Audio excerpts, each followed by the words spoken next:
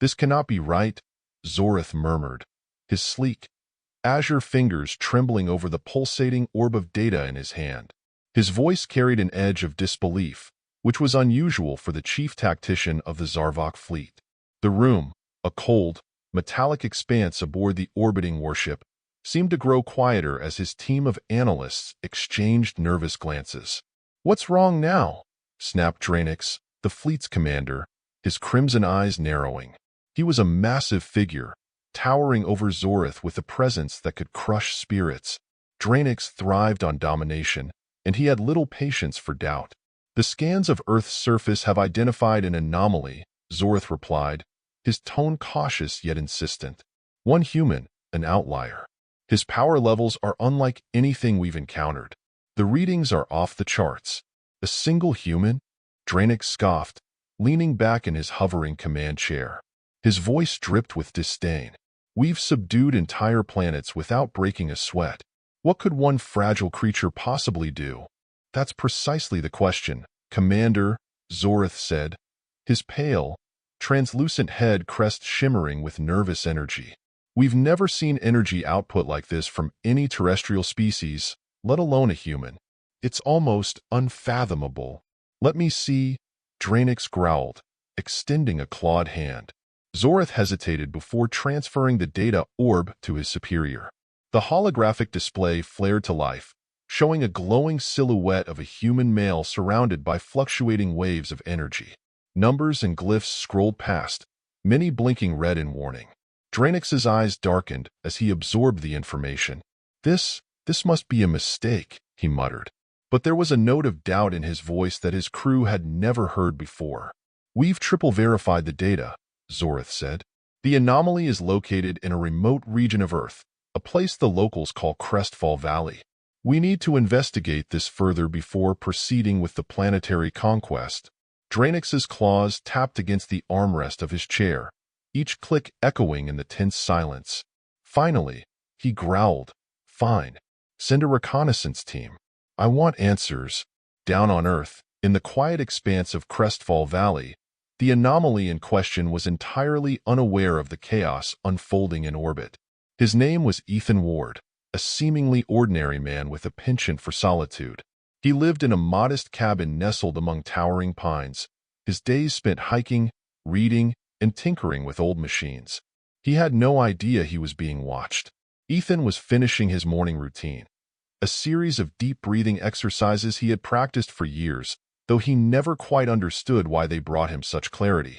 As he stood barefoot in the damp grass, eyes closed and arms raised to the sky, he felt a peculiar sensation. It was as though the air around him had thickened, charged with static. He opened his eyes to find the world bathed in an eerie, golden glow. "What the?" he muttered, taking a cautious step forward. The glow intensified, and a strange hum filled the air. Ethan's instincts screamed at him to move, and he barely had time to leap aside before a beam of light pierced the ground where he'd been standing. The beam coalesced into a swirling portal, out of which emerged 3 alien figures. They were sleek and insectoid, their bodies encased in metallic armor that gleamed unnaturally. Their multifaceted eyes locked onto Ethan immediately. One of them, the leader, judging by the intricate patterns on its exoskeleton, raised a device that emitted a low-pitched whine. "Human designated Ethan Ward," it rasped, its voice mechanical yet sinister. "You will come with us." Ethan's heart pounded. "Who are you? What do you want?" "Resistance is futile," the alien said, ignoring his questions. It gestured, and the other two advanced, their movements unervingly precise. Something deep within Ethan stirred, a primal force he didn't understand. His fear melted away, replaced by a strange sense of purpose. "I don't think so," he said, his voice steady. He raised his hands, unsure of what he intended to do, but the moment he did, the air around him erupted with energy. Waves of golden light radiated from his body, sending the aliens staggering backward. "Impossible," the leader hissed, recalibrating its device.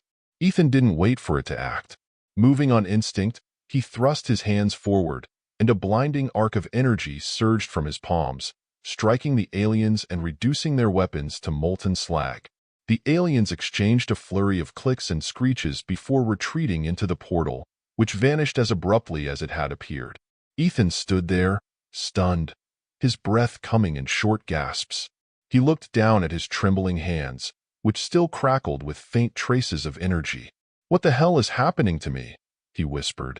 Meanwhile, aboard the Zarvok fleet's flagship, the reconnaissance team's report sent shockwaves through the command deck.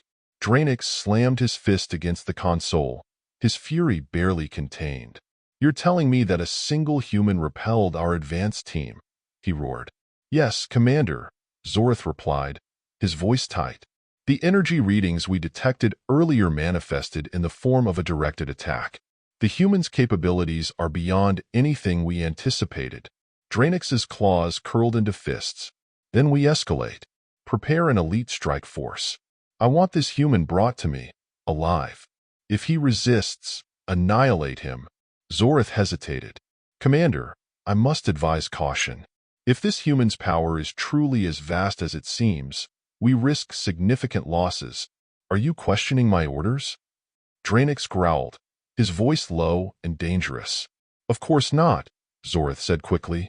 "I will oversee the preparations personally." Ethan was determined to understand what had happened. Over the next few days, he devoted himself to exploring his newfound abilities. With every attempt, he discovered something new. He could manipulate energy, creating barriers or unleashing destructive blasts. He could move faster, sense changes in his surroundings, and even heal minor injuries by concentrating. It was exhilarating but also terrifying. In the evenings, he scoured the internet for any clues about what he might be. Superheroes, psychics, mutants, theories abounded, but none felt right. And always, in the back of his mind, was the image of those alien invaders. One night, as he experimented with channeling energy into a glowing sphere, a deep, resonant voice interrupted his focus. "Impressive, human," it said. Ethan whirled around to find a figure standing in the shadows just beyond his cabin's threshold. Unlike the insectoid aliens, this one was humanoid, with glowing blue skin and an aura of authority. "Who are you?" Ethan demanded, his energy sphere crackling in his palm. "My name is Kaler," the alien said, stepping forward with his hands raised in a gesture of peace. "I'm here to help you. The Zarvok fleet won't stop until they have you. But with my guidance, you can defeat them." Ethan's eyes narrowed. "Why should I trust you?" Kaler smiled faintly. "Because, like you, I once faced them alone. And I survived." Ethan lowered his hands slightly, though the energy sphere remained. "Start talking." Kaler nodded.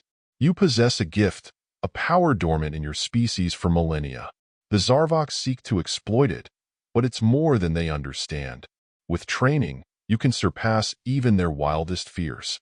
But we must act quickly. They will be back, and they won't hold back." Ethan's mind raced. He didn't know if he could trust Kaler, but he couldn't deny the truth in his words.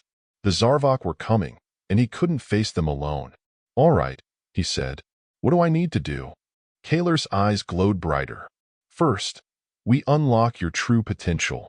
As Ethan trained under Kaler's guidance, the Zarvok fleet's preparations reached a fever pitch. Draenix personally selected the Elite Strike Force, a group of the galaxy's most formidable warriors. They were equipped with advanced weaponry, shields capable of withstanding planetary bombardments, and combat experience that spanned centuries. This time, Draenix declared to his assembled forces, "There will be no failures. We will crush this human and claim the power he wields. For the glory of the Zarvok Empire." The warriors roared in unison, their battle cry echoing through the fleet. Ethan's training was grueling. Kaler pushed him to his limits, forcing him to confront not just the power within him, but also the doubts and fears that held him back. "Your strength comes from more than just energy," Kaler explained during one intense session. "It comes from your resolve, from your connection to those you protect. Harness that, and even the Zarvok will fall before you." By the time the fleet arrived, Ethan was ready. The final battle was about to begin. Ethan stood on the edge of Crestfall Valley, the wind whipping through his hair as he gazed up at the sky. It shimmered unnaturally, heralding the arrival of the Zarvok fleet. Beside him, Kaler was calm, though his glowing blue skin pulsed faintly, a sign of tension. The time for preparation was over. Now, it was a matter of survival. They'll come in waves, Kaler said, his voice steady. Their goal is to wear you down before unleashing their full force. Stay focused, and remember your training. Ethan nodded, clenching his fists as golden energy began to ripple across his body.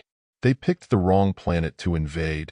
Above them, the Zarvok fleet loomed like a malevolent constellation.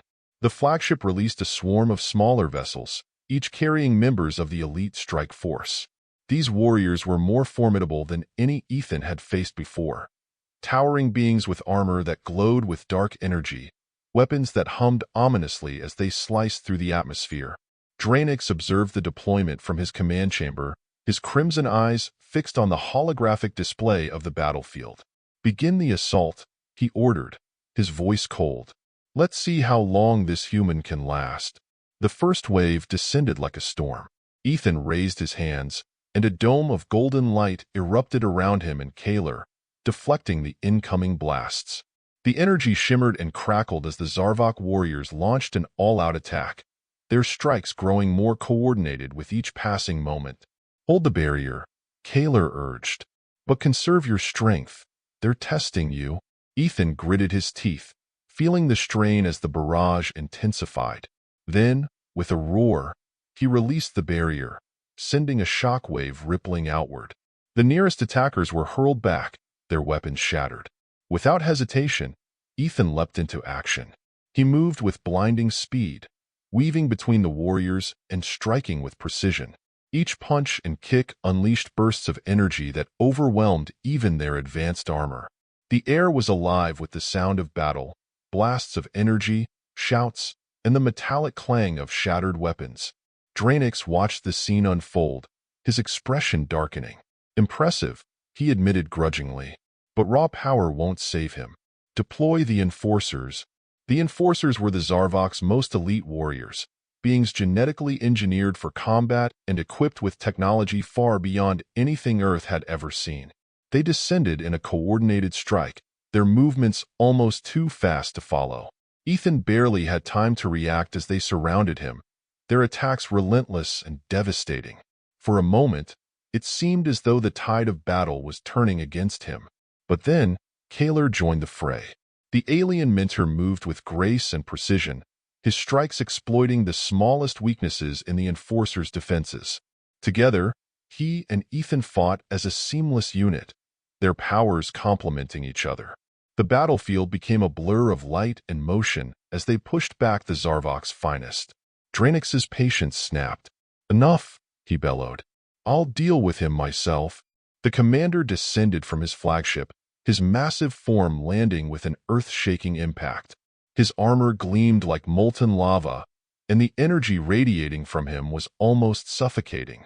"So," Draenix growled, his voice like rolling thunder, "you're the one causing all this trouble. Let's see if you're as powerful as they say." Ethan stepped forward, his body glowing with energy. "You're about to find out." The ground trembled as they clashed, their attacks shaking the valley. Draenix's strikes were devastating, each one capable of leveling a building, but Ethan met them head-on. The golden energy surrounding him flared brighter with every blow, pushing him to new heights. Kaler watched from a distance, ready to intervene if necessary, but he knew this was Ethan's fight. The young human had to face Draenix alone. The battle raged on, each side pushing the other to their limits. Draenix's arrogance began to waver as he realized that Ethan wasn't just holding his own. He was growing stronger. Every strike, every dodge, every counterattack seemed to fuel his power. "How is this possible?" Draenix roared, his frustration mounting. Ethan smirked, wiping a trickle of blood from his lip. "You underestimated me. That was your first mistake." With a final, earth-shaking roar, Ethan unleashed a surge of energy unlike anything he'd ever produced before. The golden light enveloped him, expanding outward in a massive wave that consumed everything in its path. Draenix's armor cracked and shattered, and the commander was hurled backward, his defeat undeniable. As the dust settled, the surviving Zarvok forces retreated, their morale shattered. Draenix, battered and broken, was dragged back to the flagship by his remaining subordinates. The fleet began to withdraw, leaving Earth untouched. Kaler approached Ethan, who stood in the center of the battlefield, exhausted but triumphant. "You did it," Kaler said, a rare note of pride in his voice. "You've saved your planet." Ethan nodded, though his expression was somber. "For now. But they'll be back, won't they?" Kaler placed a hand on his shoulder. "Perhaps. But now they know what they're up against. And so do you." As the golden light around him faded, Ethan realized that his life would never be the same. He was no longer just an ordinary man living in solitude. He was a protector, a beacon of hope in a universe full of darkness. And he was ready for whatever came next.